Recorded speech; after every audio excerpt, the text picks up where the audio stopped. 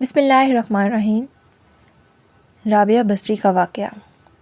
رابعہ نے اس شخص کے گھر کو خیر باد کہا اور شہر کے ایک غریب علاقے میں اپنے تمام تر وقت عبادت الہی میں گزارنے لگیں۔ زیادہ تر اسلامی صوفی ازم کو محبت کا صوفی ازم کہا جا سکتا ہے، اگرچہ مابعد آنے والے کچھ صوفی وحدت وجود کے رجحان کے حامل تھے۔ یہاں پر محبت خدا کے ساتھ اعلیٰ ترین ملاپ کی نمائندگی نہیں کرتی، لیکن یہ اس سڑک پر ایک اسٹیشن کی مانند ہے جو زیادہ مکمل شناخت کی جانب جاتی ہے۔ اس ابتدائی محبت کے صوفی ازم کی پرکشش ترین ہستی یقیناً سابقہ غلام رابعہ ہے۔ ان کے ساتھ رات کے وقت جانے والی کچھ مخصوص دعائیں منسوب کی جاتی ہیں۔ میرے خدا، ستارے چمک رہے ہیں اور انسانوں کی آنکھیں بند ہیں اور بادشاہوں نے اپنے دروازے بند کر دیے ہیں، اور یہ ایک عاشق اپنے معشوق کے ساتھ تنہا ہے، اور میں یہاں تیرا ساتھ تنہا ہوں۔ یہاں پر خالص محبت کا اظہار ہوتا ہے، اور مابعد آنے والے صوفیہ کرام بھی اسی معیار کے حامل محبت کا مظاہرہ کرتے تھے۔ وہ اپنے کسی مفاد کے حصول کی خاطر محبت کے دعوے دار نہ تھے۔ اگر میں دوزخ کے خوف سے تمہاری عبادت کرتی ہوں، مجھے دوزخ میں پھینک دیا جائے، اور اگر میں جنت کی امید میں تیری عبادت کرتی ہوں، مجھے جنت سے نکال دیا جائے، لیکن اگر میں محض تیرے لیے عبادت کرتی ہوں تب مجھے اپنی محبت سے محروم نہ رکھنا۔ رابعہ غالباً ایک غریب خاندان کی بہت سے لوگ ان کے تقدس اور بزرگی سے متاثر تھے۔ کچھ دیر تک انہوں نے بصرہ کے ایک گھرانے میں بطور گھریلو خادمہ بھی خدمات اور ان کی تعلیمات پر عمل کرتے تھے۔ ان کے مالک نے ان کی دینداری، پرہیزگاری کی خالص محبت کا نظریہ متعارف کروایا۔ کے پیش نظر انہیں آزاد کر دیا تھا۔ انہوں نے نظریہ زہد و ریاضت کی اس زندگی میں متعارف کروایا تھا، اس صوفیانہ زندگی میں متعارف کروایا تھا جو زندگی دوسری صدی الہجری کے ان مسلمانوں میں مروج تھی۔ انہوں نے خدا کی خالص محبت پر زور دیا تھا اور قرآن کی اس آیت کا حوالہ پیش کیا تھا، وہ ان سے محبت کرتا ہے جو اس سے محبت کرتا ہے۔ انہوں نے اپنے احساسات کا اظہار اپنی خوبصورت دعاؤں میں کیا تھا۔ وہ طویل راتیں خدا کے ساتھ محو کلام ہوتے ہوئے گزارتی تھیں۔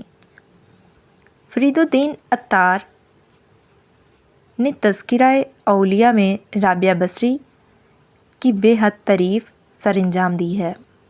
رابعہ بصری کے ساتھ کئی ایک روایات بھی منسوب ہیں۔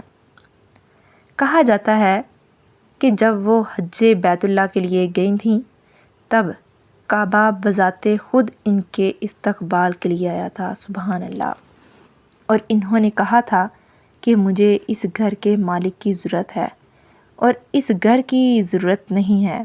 فرید الدین عطار کہتے ہیں، رابعہ خدا کے ساتھ تعلق کے حوالے سے مثالی نوعیت کی حامل تھیں، اور اس حوالے سے کوئی ان کی برابری نہیں کر سکتا۔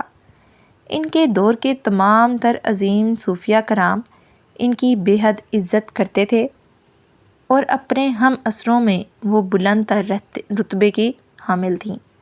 رابعہ ابھی نوعمر لڑکی تھیں جبکہ اس کے والدین اللہ کو پیارے ہو گئے تھے، اور وہ ان کی بہنیں یتیم ہو گئی تھیں۔ جلد ہی بصرہ شدید قحط کی لپیٹ میں آ چکا تھا اور ان کی بہنیں اس سے بچھڑ گئی تھیں۔ ایک روز جبکہ وہ ایک ویران بازار سے گزر رہی تھیں، ایک ظالم شخص نے انہیں پکڑ لیا اور انہیں ایک اور شخص کے ہاتھ محض 6 درہم کے عوض فروخت کر دیا۔ رابعہ کا مالک ہمدردی سے عاری شخص تھا، وہ اس سے بہت زیادہ کام لیتا تھا۔ رابعہ خوش دلی کے ساتھ اپنے فرائض سر انجام دیتی تھیں اور اس کے ساتھ ساتھ دن بھر روزے کی حالت میں رہتی تھیں اور رات کا زیادہ تر حصہ عبادت الہی میں صرف کرتی تھیں۔ کئی برس بعد ایک رات جب ان کا مالک نصف رات کے قریب نیند سے بیدار ہوا اور اس نے کھڑکی سے ان کے کمرے کے اندر جھانک کر دیکھا اور انہیں عبادت الہی میں مصروف پایا۔ وہ حالت سجدہ میں تھیں اور ان کے لبوں پر یہ الفاظ جاری تھے کہ میرے خدا، آپ جانتے ہیں کہ میں اپنی زندگی کا ہر ایک لمحہ آپ کی عبادت میں صرف کرنا چاہتی ہوں، لیکن میں اپنی اس خواہش پر عمل کرنے کے قابل نہیں ہوں، کیونکہ آپ نے مجھے اپنی ایک دوسری مخلوق کی رعایا بنایا ہے۔ وہ شخص یہ دیکھ کر حیران ہوا کہ جو ہی رابعہ عبادت الہی میں مصروف تھی، ان کے سر کے اوپر ایک چراغ ہوا میں متعلق تھا اور ان کے کمرے میں روشنی بکھیر رہا تھا۔ وہ یہ سب کچھ دیکھ کر اس قدر ہراساں ہوا کہ اس رات دوبارہ سو نہ سکا اور بے چینی کے ساتھ طلوع آفتاب کا انتظار کرنے لگا۔ جب صبح نمودار ہوئی تب اس نے رابعہ کو بلوایا اور نرم اور مہربان لہجے میں ان سے مخاطب ہوا اور ان سے معافی طلب کی اور انہیں آزاد کر دیا۔ رابعہ نے اس شخص کے گھر کو خیر آباد کہا اور شہر کے ایک غریب علاقے میں اپنا تمام تر وقت عبادت الہی میں گزارنے لگی۔ وہ اللہ تعالیٰ کی برگزیدہ ہستی تھیں۔ انہوں نے اپنے آخری سانس تک تارک اللذات اور غربت کی راہ اپنائی تھی اور کبھی شکایت نہ کی تھی۔ فرید الدین عطار نے ایک حکایت بیان کی ہے جو سوچ کر جلا بخشنے والی ہے۔ ایک روز رابعہ سے پوچھا گیا کہ کیا وہ اعلیٰ و برتر اور شان و شوکت کے حامل رب سے محبت کرتی ہیں؟ انہوں نے جواب دیا کہ ہاں، میں محبت کرتی ہوں۔ اس کے بعد ان سے پوچھا گیا کہ کیا آپ شیطان کو ایک دشمن تصور کرتی ہیں؟ انہوں نے جواب دیا کہ نہیں۔ لوگ حیران ہوئے اور انہوں نے دریافت کیا کہ اس کی کیا وجہ ہے۔ رابعہ نے جواب دیا کہ خدا کے ساتھ میری محبت شیطان کے ساتھ نفرت کرنے کے لیے کوئی جگہ نہیں چھوڑتی۔